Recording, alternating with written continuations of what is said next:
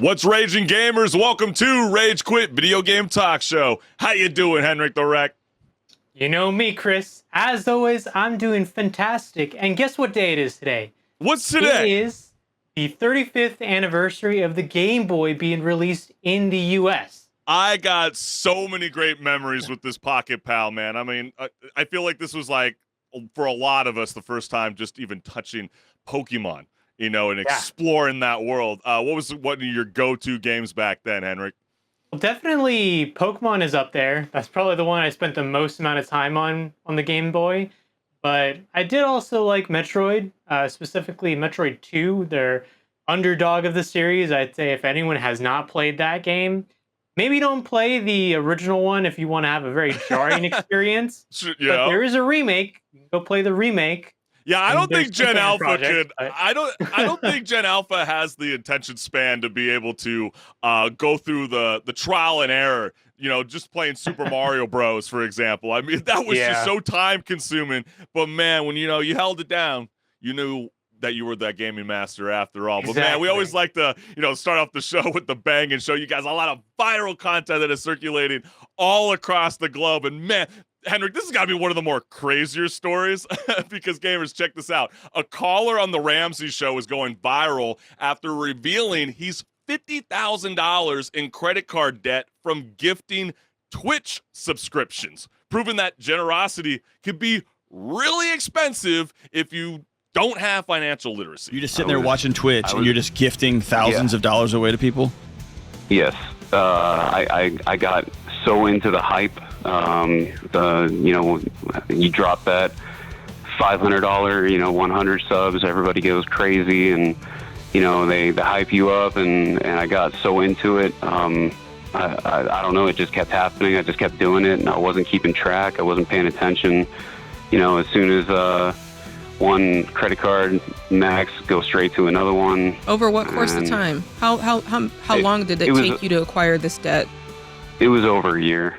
Over a year is crazy for that. I wish I had over $50,000 to just kind of like splurge my money into nothing. I've never understood that hype.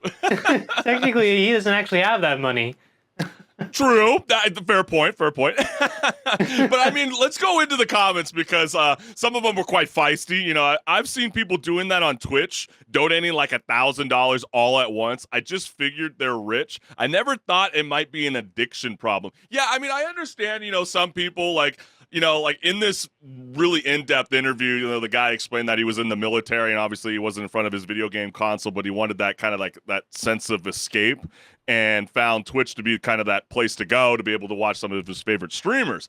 But again, HenricK, I don't understand. I mean, have you ever done a donation towards your favorite streamer? That's never happened in my entire lifetime. You really haven't? I mean, I'm pretty sure I have, but definitely not over $100. Because I mean, like I would like to support someone whose content I like, but at the same time, I gotta make sure that I can still pay my bills. Yeah, no, fair enough. The next comment we got here is, sounds like an OnlyFans addiction. Maybe he's just saying Twitch to justify his other wrong or potential truth.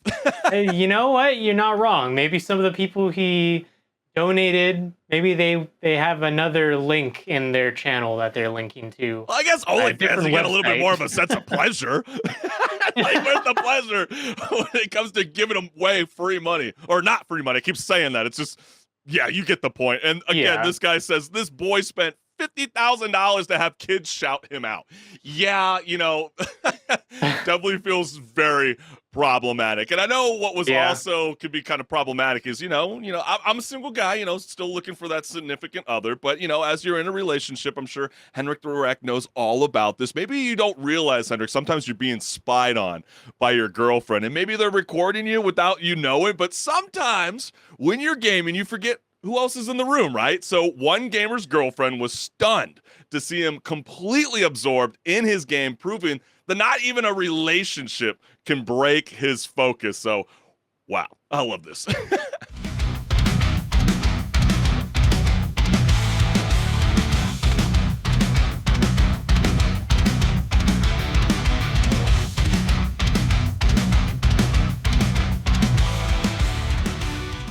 gotta say, man is immersed in the game. I He mean, is in it. let's just go right into the comments. I mean, I'm speechless. It's, I mean, amazing posture. Like this, person saying, why does good posture look mad unnatural? That's kind of where my mind was going. It's a natural thing for people to just slouch nowadays. Yeah, you don't want to be like the Hunchback of Notre Dame or nothing like that. Nobody wants to see that. Bros playing politely. Oh, is that what happens when you finally get in a relationship? You start to tone down some of your bad habits on the mic and you just sit there politely playing video games. Maybe he's holding himself back from raging at his gamers. Or from rage quitting. Exactly. He's holding himself accountable. This is hilarious. If I don't move, mom won't notice it's past my bedtime. Posture. So maybe he's been punished like all his life, so like his girlfriend just doesn't faze him.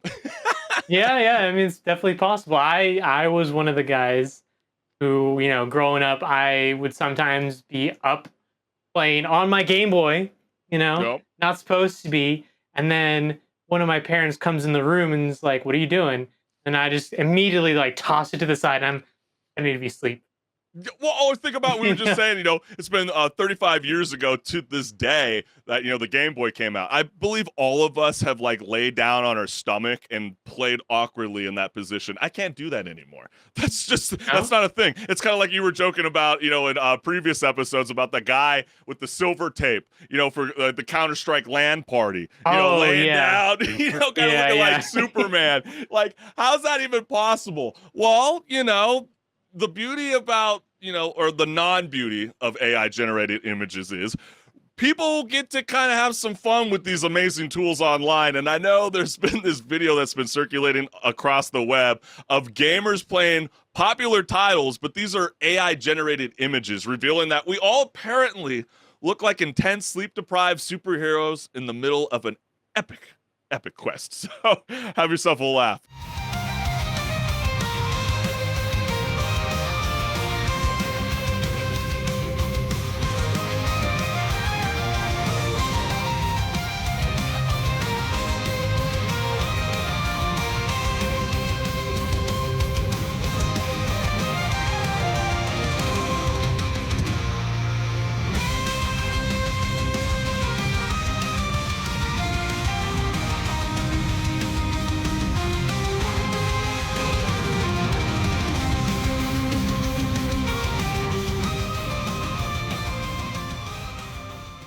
I like how it's like stereotyping every type of gamer that plays these games. Like, for example, what it did to the Genshin Impact player. And I'm sorry if any of our viewers do play that game, but I think you know what kind of gamers play that game. Or think about Rust. I mean, the AI is a little still kind of dumb and just probably takes the word as literal. And so the person looks really grungy. Or what about grandma? Like how we were talking about on past shows, about how, Roblox has been experimenting with bringing a more dating environment to the video game base. Imagine if their player base was full of grandmas. You know what I'm saying? Like they're completely far off. Yeah. The only accurate one is Rust, though. After I just literally said they went off the context of the literal word, people aren't agreeing with me, HenricK.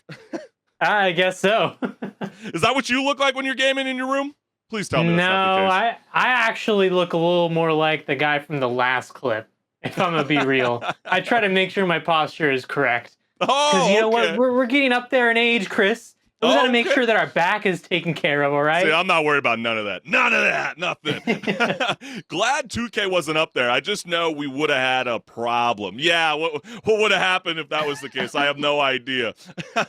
Use your imagination. Next one, Granny probably playing hood role play on Roblox. Yeah, that sounds about fair enough. But hey, while we're at this moment in the show, we want to thank you, the subscribers, for always tuning in live every Wednesday at 6 o'clock Pacific Standard Time, because this show would not be possible without your guys' support. And here's a QR code for anybody that's not subscribed to my YouTube channel. I got a lot of amazing things always cooking up weekly. So what are you waiting for? Hit the like and share and hit the notification bell so you never miss a live show.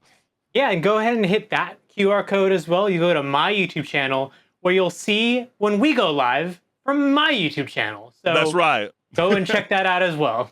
Yeah, like, I mean, where are we at right now? We got to get you to 200 subscribers, right? Like, we are so freaking close. Just under that. Make that initiative happen. We're going to get it by the end of August. Let's go, baby. Join the conversation. Let's have a lot of fun. But HenricK the Wreck, are you ready to rock and roll, my man? I do, and I know what time it is. It's time for pause or repeat. Let's get it, baby.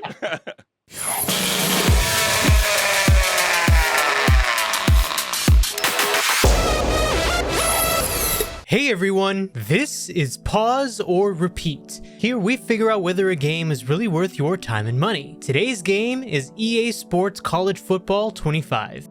This is EA's big return to making a college football game. The last one was with NCAA Football 14 from 2013, but EA is more well known for the Madden series, of course. This game, still being from EA, has some of the DNA of Madden in it. Is the fact that it follows college football instead of NFL enough to keep it feeling fresh? Let's tackle the gameplay side of things first and find out. The gameplay of College Football 25 is of course still football. You can't exactly change the rules of the sport so wildly between games when the sport hasn't changed in real life, right? But what can differ is how the game feels and plays. There is a new control mode for passing that especially experienced players will be able to take advantage of fine-tuning the details with. However, if you would like the system already familiar from Madden, then that is an option as well. Other additions include meaningful stat scaling to the quarterback's throwing based on player stats, as well as a wear system, to name a couple. The wear system is basically a stamina stat that can be used to gauge the player's condition. With too much wear, the player cannot perform at full potential. Outside of the gameplay, there is also a bit of college world building in a sense. This is boiled down to resource management, having to juggle your classes and GPA alongside practice and game days to make sure your character is not only in good standing with the school, but also the team. But of course, the meat and potatoes of the gameplay is always going to be the football games themselves. Now the question, is there any story to this game?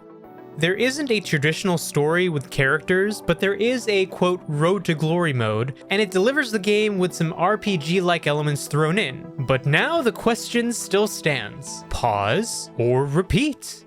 All right, Chris, we all know, and this has been a thing we've talked about before on the show. I'm not a huge sports person. Yes. It's not a no like, harm in that necessarily. But hey, I still had fun with the game. But I want you to kind of, lead us in as you being the resident sports person of the show. What did you think of the game? I'm just curious, what's your favorite play in this diverse playbook? Was it the quarterback kneel? No, just play.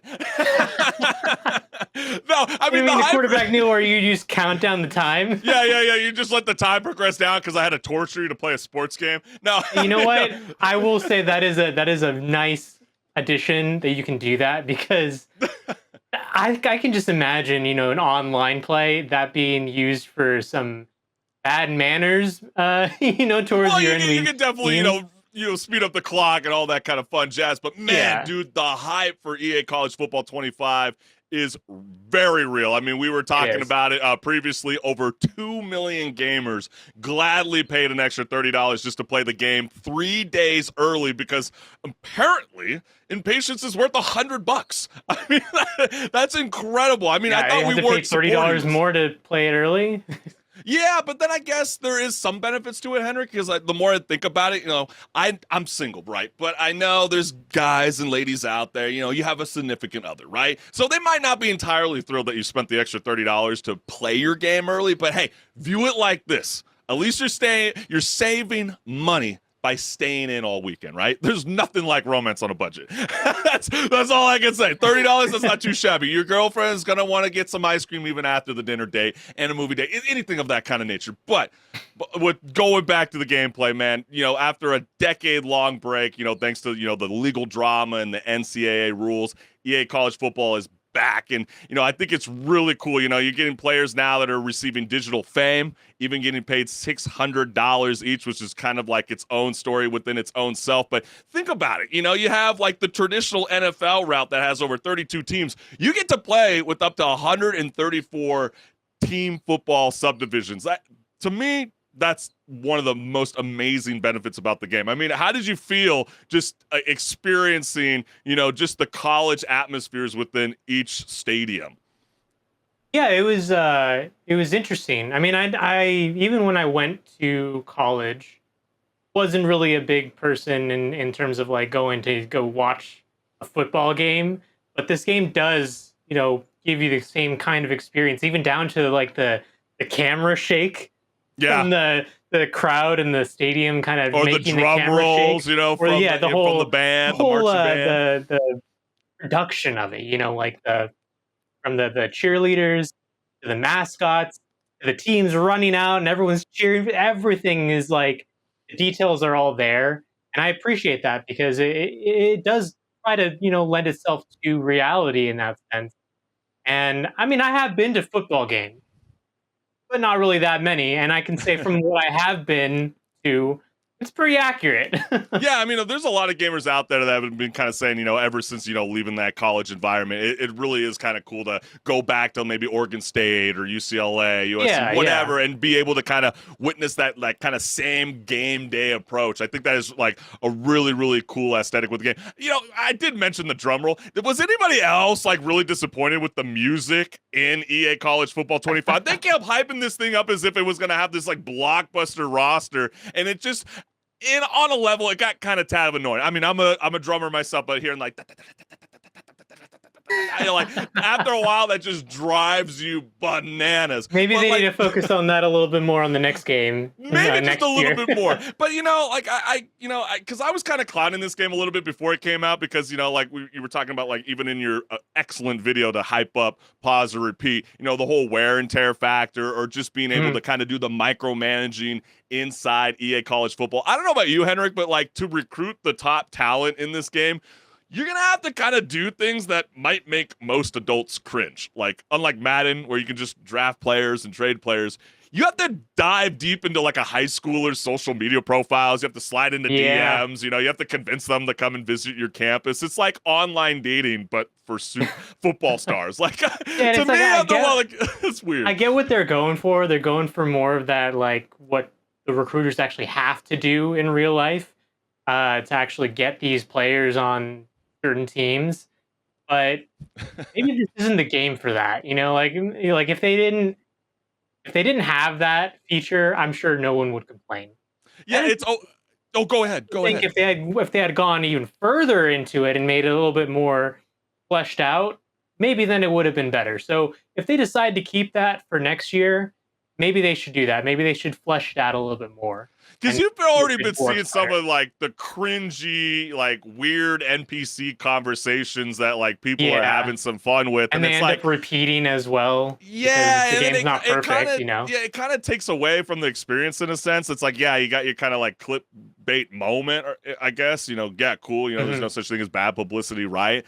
But I don't know. I felt like it would be really, really cool to like actually feel like you are an NCAA coach. It's not quite there as of yet, because I feel like if you're like a sports journalist and you're kind of writing about like some of the imperfections that college coaches do that treat their athletes in maybe a way that or they they promise them one thing and then they don't fulfill it on the other end, or they drop the student halfway through and don't fulfill their scholarship. I mean, what does this teach our future generations? I mean, that was just kind of like a random sidebar moment that I was kind of viewing it from that kind of sense. But kind of going back to the gameplay, the defense, I don't know.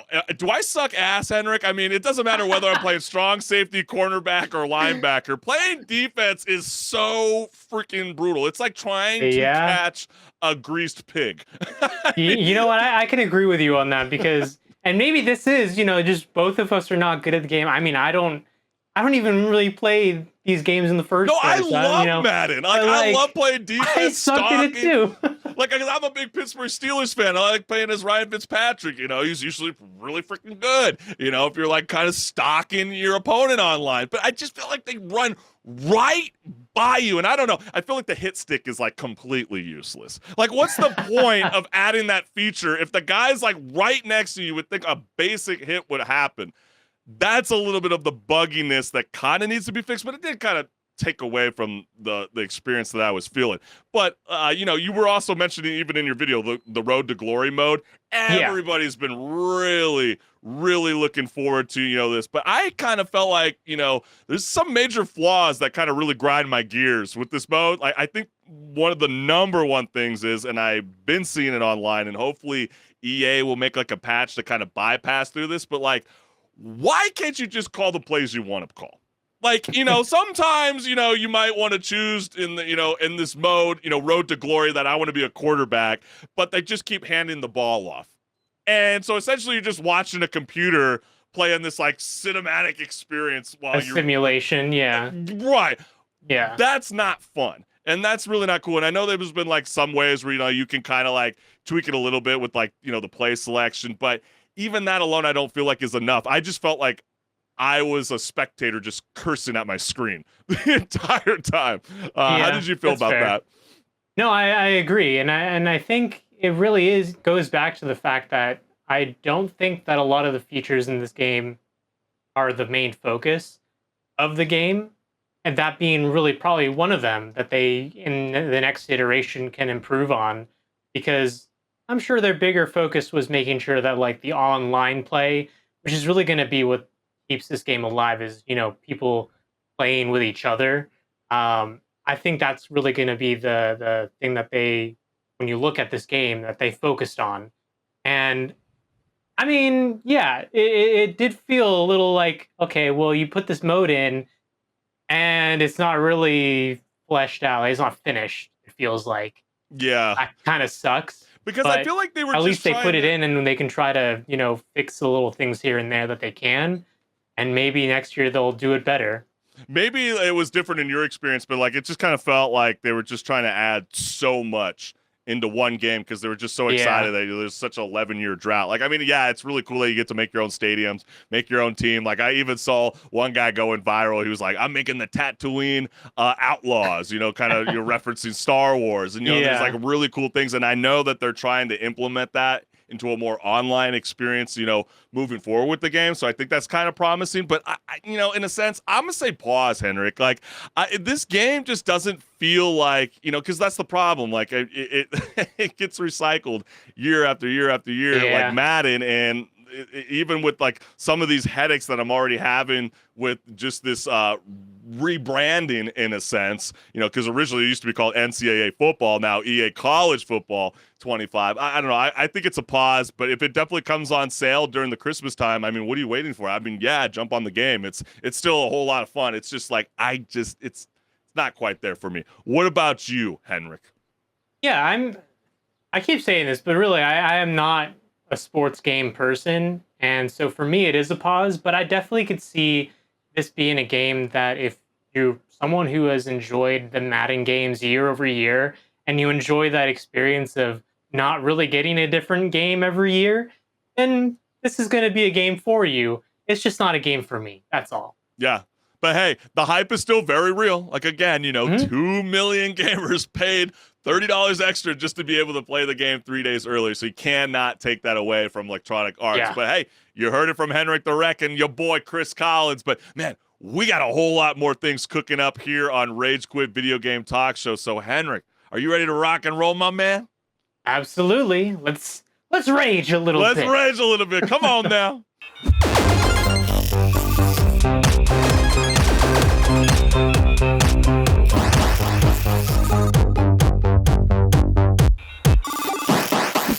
What's good, listeners? Welcome to Patch Notes, where my co-host HenricK the Wreck and I discuss gaming news, industry talk, and so much more. Let's get it. The Screen Actors Guild American Federation of Television and Radio Artists initiated a walkout this week on behalf of approximately 2,600 actors involved in voiceover, motion capture, and other works within the gaming industry. As you can see from this chart, until the latest strike is resolved, members of the 160,000 person union will no longer perform in video games produced by Activision Blizzard, Warner Brother Games, Electronic Arts, and 7 other companies under an interactive media agreement. The demands mirror those made to the television and movie studios last year. Just to kind of recap what that meant, higher wages and job protections against the threat of artificial intelligence. The union also seeks improved safety measures on sets, such as having a medic available on site. So let's go ahead and dive deep and read the opinions from gamers all across the world that wanted to voice their opinions on this new strike that is now official. So the first comment we got here is, obviously, as we highlighted the 10 companies facing the strike, the comment reads, I find it pretty interesting that Insomniac is the only Sony company singled out here. I'm sure there's a reason for it, but just odd, laughing out loud. Anyway, hope this goes well, treat workers well, and get AI slop as far away from me as possible. Well, yeah, I think a lot of people agree on that. They don't want AI slop, as people call it, to be anywhere near their games that they enjoy. Well, I mean, I feel like there's going to be that balance, and I think, as we read more comments and, you and I will discuss it even further, but I think there are definitely some pros to cons, but it definitely feels like there's a lot of negatives at this moment. One person followed up to reply to the comment we just read, and the person says, it's cause Insomniac handles most recordings in their own studio, while other Sony studios will outsource it to Formosa Interactive and VoiceWorks, both of whom are listed among the studios that will be facing this strike. And another person followed up by saying most XGS and Bethesda productions use blind light. So yeah, sometimes it can be kind of tricky about who's going into the strike and who's not a part of it. Unfortunately, non-union voice acting already pretty prevalent in the industry, so I don't know if they have a ton of leverage. It surprised me when I learned that Smash Bros. Is non-union. This is why, Palutinas? But man, my boy HenricK coming in clutch. Changes for the ultimate newcomers, guidance Easter egg, and probably why both Cloud and Sephiroth don't have their English voice artists. Let's go into the next comment. Generally speaking, big voice actors are rarely a selling point for video games unless it's Hollywood celebrities. So naturally, they have a lot less bargaining power. Are there ever a selling point? I feel even the big ones like the Laura Bailey and the Troy Baker, if you don't recall, that is The Last of Us, would basically cause more of a whoa, cool, rather than, oh, I'm so playing this reaction.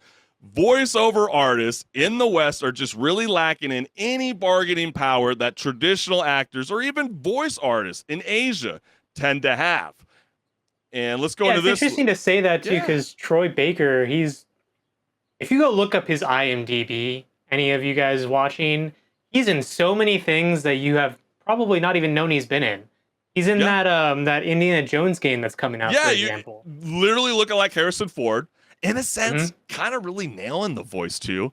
But then again, it's that same argument. Chris Pratt is Super Mario. Does that really get your ass to go to the movie theater because Chris Pratt is voicing Super Mario? Hell no. It's like Seth Rogen, Donkey Kong, and the list goes on and on and on.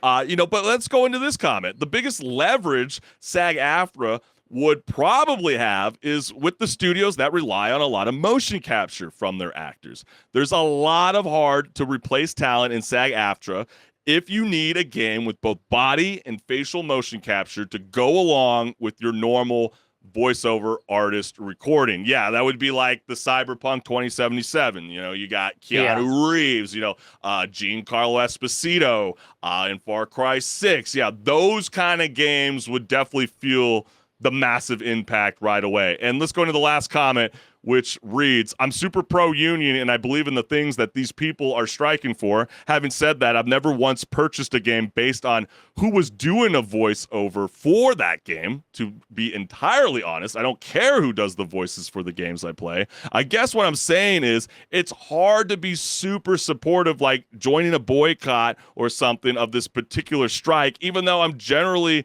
very pro-union, and I do hope they get what they want. And yeah, I mean, I think that's fair to say. So like, HenricK, how will the video game actors strike impact me as a gamer? I know that's been another like red flag that's like a lot of freaking people out, right? You know, like Grand Theft Auto 6, you better not be delayed. So like, what is it? I mean, will the NPCs start giving me the silent treatment, or will they go on their own protest quest of their own? What's gonna happen to the gamers?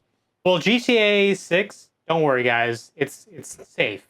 It's done. The voice acting is untouched for that at that point. We're just waiting for the game to come out, basically.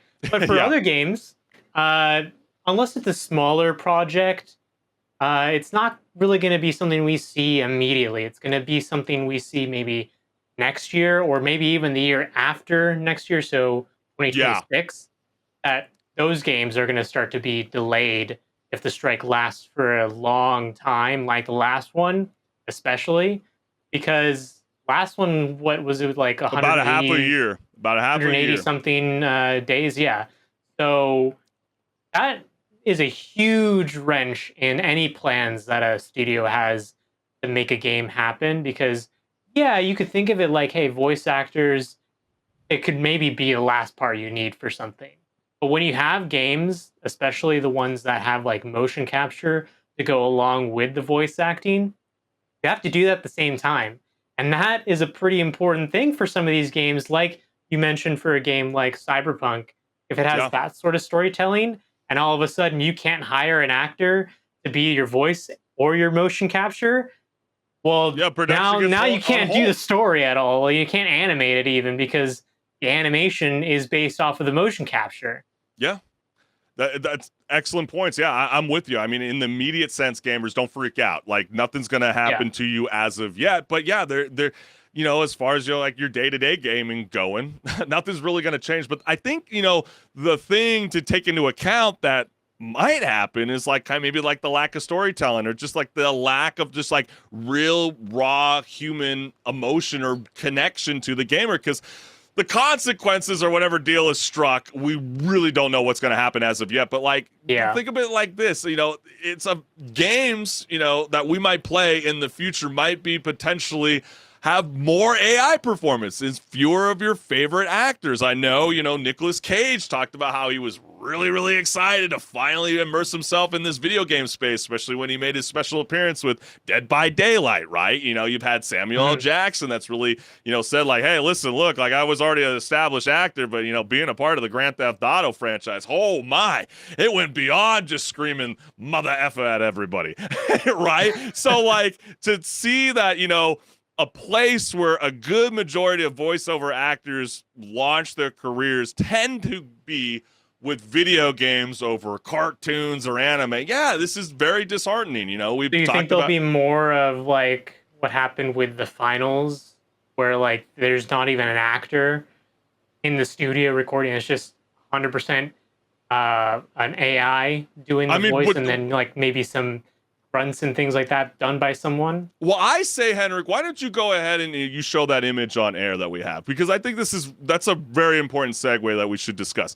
You guys might be wondering, like, what is this? What am I looking at? This is Call of Duty, okay? And, you know, people might be wondering, like, listen, look, you know, video games, you know, this might be behind them. But last year, Activision introduced what you're looking on the right of the screen, which is an AI-generated cosmetic for sale in the Call of Duty Modern Warfare 3 store. This is what sparked worries about the effects of AI on the industry. So, could you imagine what the voiceover artist is going through? I mean, they don't even know whether they have the protection if I work with, like, let's say Activision, but any studio, as a matter of fact, you know, they just don't know if it's like a one and done deal, and then they take the rights of your name, image, and likeness. Really, it's your likeness that's really being the main focus with this whole AI provision. And they just want to know that you're not using their voice recordings to duplicate your voice and repurpose it to create character models that you originally submitted as work. And if they do want to, use AI provisions, then they, like, let's say you live in Europe, HenricK, you're out in Liverpool, you can't make it out to Santa Monica studios. Like, we were talking about the story about in Cyberpunk, remember? Cyberpunk 2077, they did the expansion, and, one of the, I'm blanking out on his name right now. Victor Vector's voice actor had passed away, so they asked the family if it would be okay to use some AI to get some of his voice lines in. Right. And so if you can come to an agreement with the studio like the family did, who's going to argue with that? I mean, I don't see what the problem, but it's the fact that people just want to be paid for their likeness. And that's why this is a very, very serious concern. It's like what we've seen, like with, you get all kinds of AI music websites out there today. There's a reason why OpenAI was, getting slammed by the New York Times, for example, where the New York Times is going, how did you train your models? Did you guys literally just go through all of our articles and feed the machine, and like that's how it became quote unquote intelligent? Like there's so much we don't know still about AI. Yeah. I mean, I truly believe AI is very, very exciting. I do see some benefits with it. I mean, I think there's actually a lot of major benefits. It's just like this is like one of those more trickier battles. And when I mean by benefits, it's more along the lines of, developing your worlds, right? Making, the environments and, speeding up the process to be able to develop games. Like I see that's where the benefit, but I'm curious with you, HenricK. I mean, where does your mind lay? Are you kind of like, are you in the middle? Are you just like anti-AI? Are you pro-AI? I mean, where are you at? I'd say I'm probably a bit in the middle, because I don't want to see artists get screwed over like that, where, like what they're fighting for now is, like you were saying, not getting paid for their likeness being used or their voice being used. That sucks, because that means that someone just lost their job that could have been potentially even better than what the AI was delivering. Hey, the news today. The news today with Bungie, right? Another 200 plus employees. That was about what they said, about 17% of their workforce just got laid off today. While the CEO, whether, you want to debate it or not, like we were kind of discussing before the show, right? The CEO bought 24 classic cars, and that was roughly about $2.3 million. And he's saying that we need to cut down on costs. And they're like, dude, you're making a lot of money, but you keep laying off your staff. So, but then again, you can make the argument, hey, you're CEO for a reason. Spend your money however you want to go. But I think that's a fair point. Dude, there's over an estimated 10,500 people in the industry alone laid off in 2023 alone. That is insane, right? I mean, that's wild. Yeah, and I feel like, yes, there is the good side of using AI. Like you were saying, you can use it to speed things up. We've seen tools from Unreal Engine 5, for example, where you can use AI to procedurally generate and like kind of speed up the process of building environments. And then you can go in and like tweak the little fine details after the fact where you feel necessary. But when it comes down to it, I know for a fact that a lot of the companies that are going to start using AI, especially to that extent to, speed things up, they're going to use it as an excuse to let go of people. Yeah. And that sucks, because that means then, like I was saying, people lose jobs who didn't have to lose their job, all because the higher up people in the company decided, we don't really need you anymore because we have this tool to replace you. And I think that's and what that's going to mean for us gamers as well is we're going to see less creativity in the game's environments and artwork, and maybe even in voice acting, because there isn't as many actual artists in the industry doing it handcrafted. Instead, it's just going to be AI doing it for them. Yeah, fair enough, HenricK. And, also, too, let's also take into account Bethesda just recently, unionized themselves. I think you're going to start to see that a little bit more pushed further. I mean, just even thinking of video game journalism, right? Even IGN, the prominent IGN even fought to try to get themselves unionized. So it's not just even in the gaming industry space, it's also happening even in the journalistic side of things as well. I mean, maybe this might be an opportunity for more indie studios to flourish. I mean, there's tons of possibilities that could happen from this. But I'm curious from you gamers. I mean, how do you feel about this whole SAG strike? Does this are you with the provisions that SAG-AFTRA is looking for to protect their voiceover artists, or do you feel like they don't really have any merit to kind of stand on it? I mean, it's going to be tough. But then again, let's just leave it with this kind of final note, and then we'll move on to the next segment. CVL Economics, they're a consulting firm. They interviewed over 300 CEOs, executives, and managers. Nearly 90% of video game companies have already implemented AI programs within their workforce. So we'll leave it off at that. Yeah, it's insane. But let's go ahead and switch subjects right now. So go ahead and break it down, HenricK. I love this story. This is so freaking badass. Young drivers are preparing to hit the racetrack later this year thanks to their video game skills. Racing Prodigy is bringing together some of the best gaming talent from around the globe and putting them behind the wheel of real race cars on actual tracks. The championship will showcase 24 drivers and 6 reserve drivers, all of whom secured their spots through a rigorous selection process. Earlier this year, drivers had the opportunity to test their skills in real life at an event called Prodigy Week, in which Dalton David and Williams Esports described it as, quote, like the NFL Combine, but with motorsports. I like that. Let's take a look. We have a video. As a kid, did you ever dream of becoming a professional race car driver, but maybe it was too expensive or always seemed out of reach? Here at Racing Prodigy, it is our mission to take those dreams and make them a reality.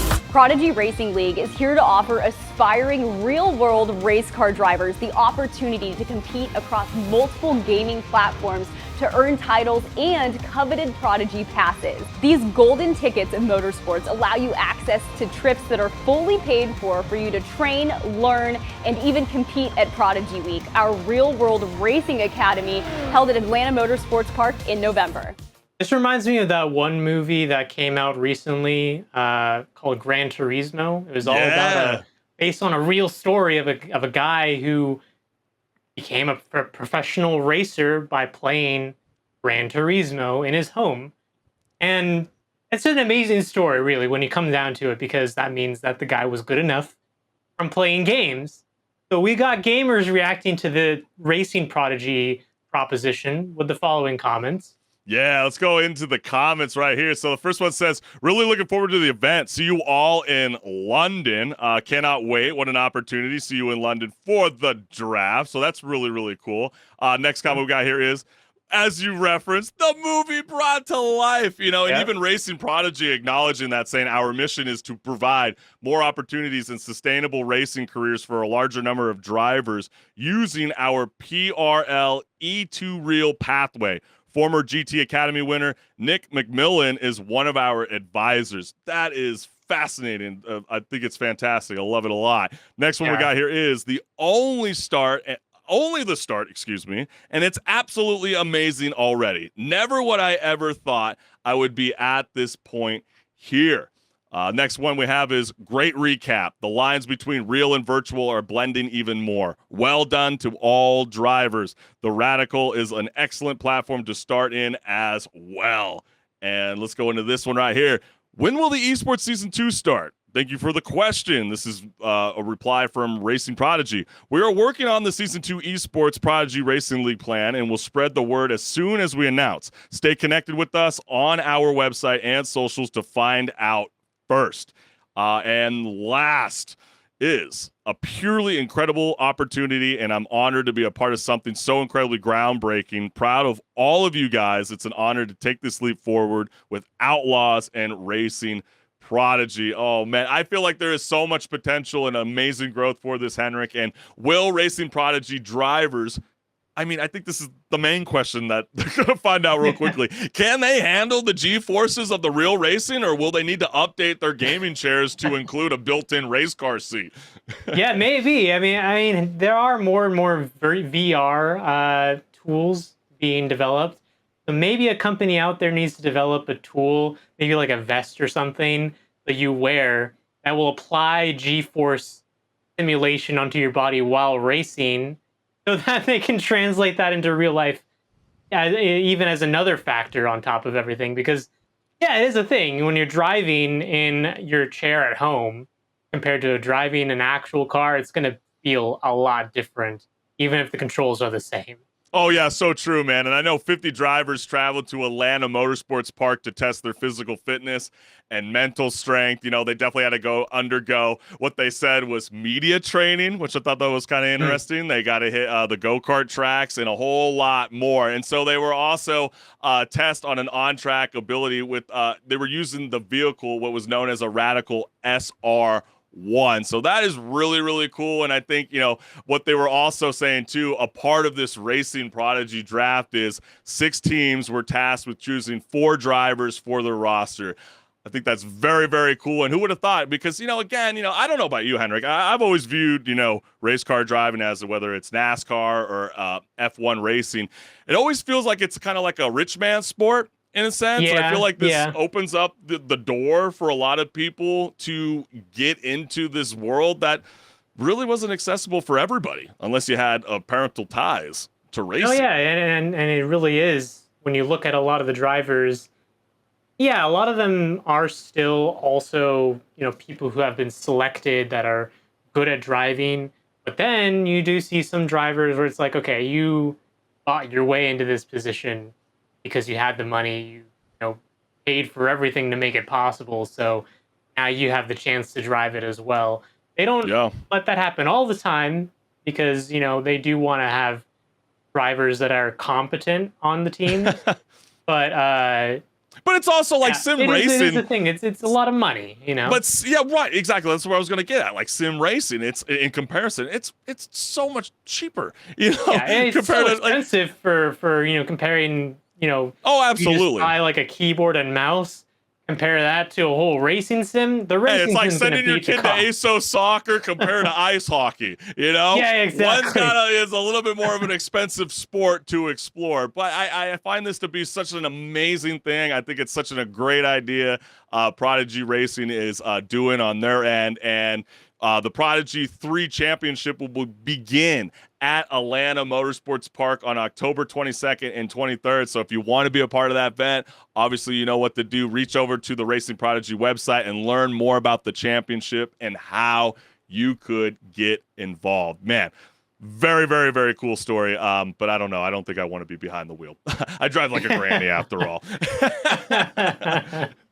But hey, I think this is a perfect segue. You ready to talk about this one? Because I'm still baffled about this. I mean, recently, the vape market has seen a new twist with digital products that include video games. Last year, disposable vapes added a small LED displays, mainly to show battery life. However, within just 6 months, these displays expanded to the size of a flip phone screen and started featuring retro games like Pac-Man and Tetris, all on devices costing under $20. So if you don't know what I'm talking about, let's go ahead and take a look.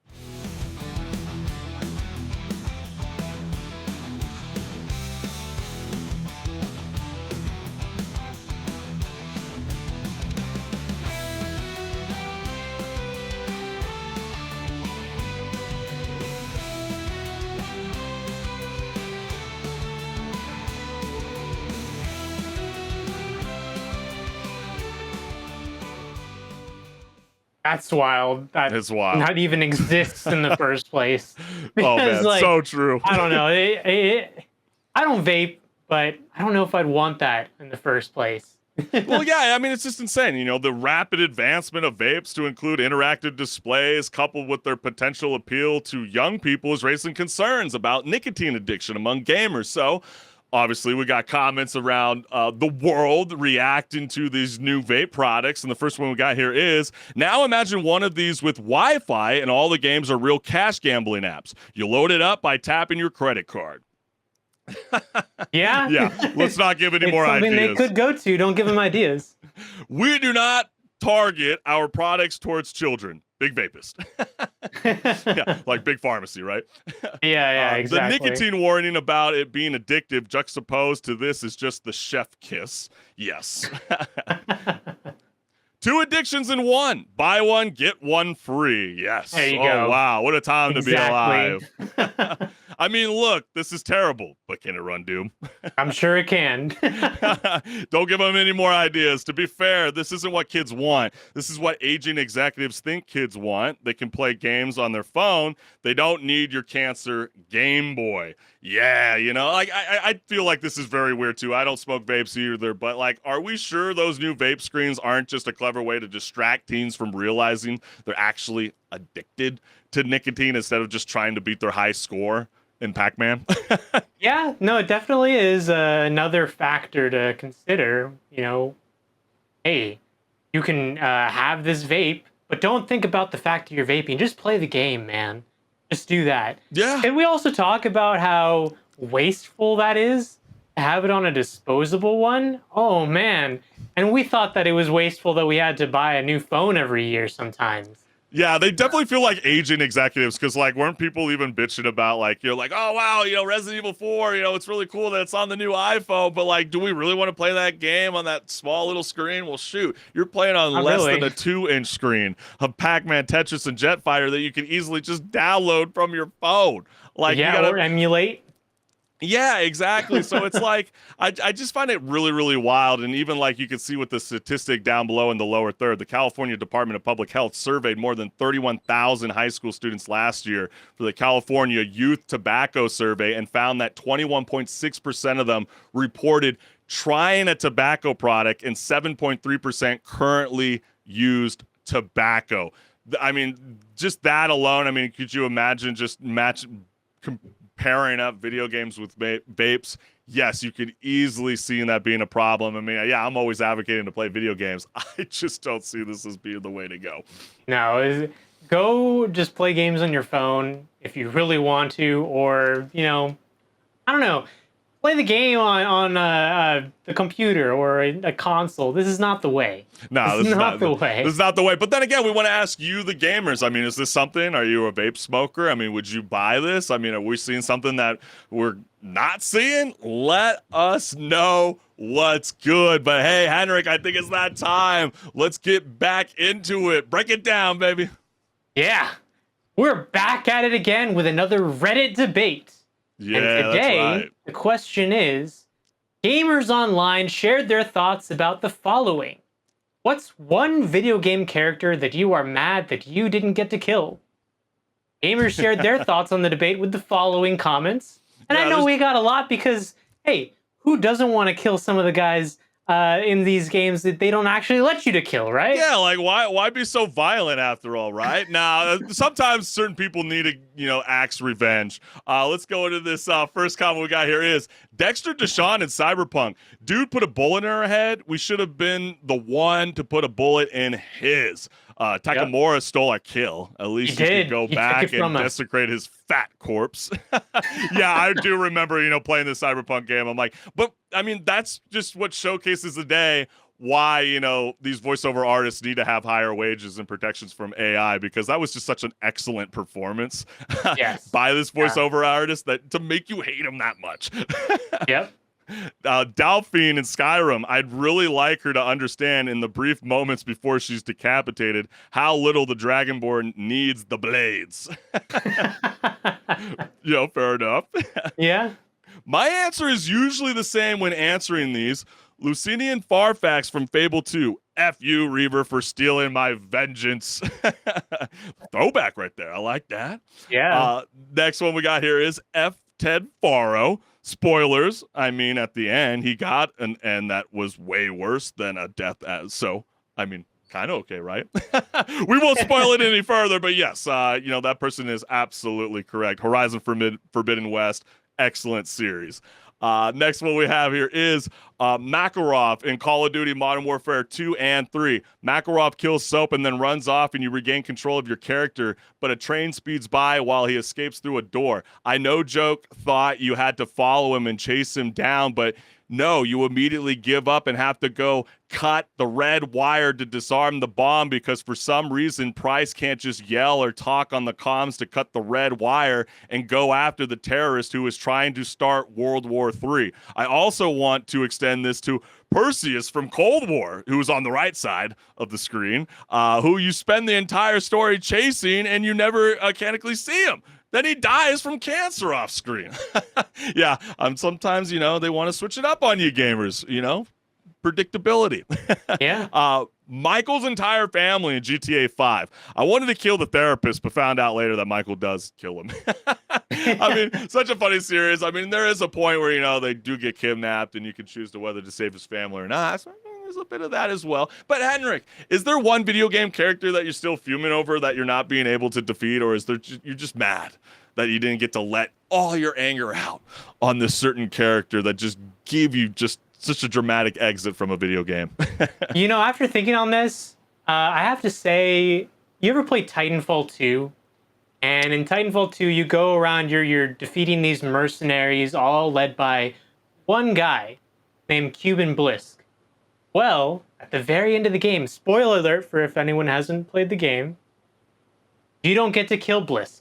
Right. Instead, he throws his little Apex card on your Titan and says, if you ever need a job, here you go, basically.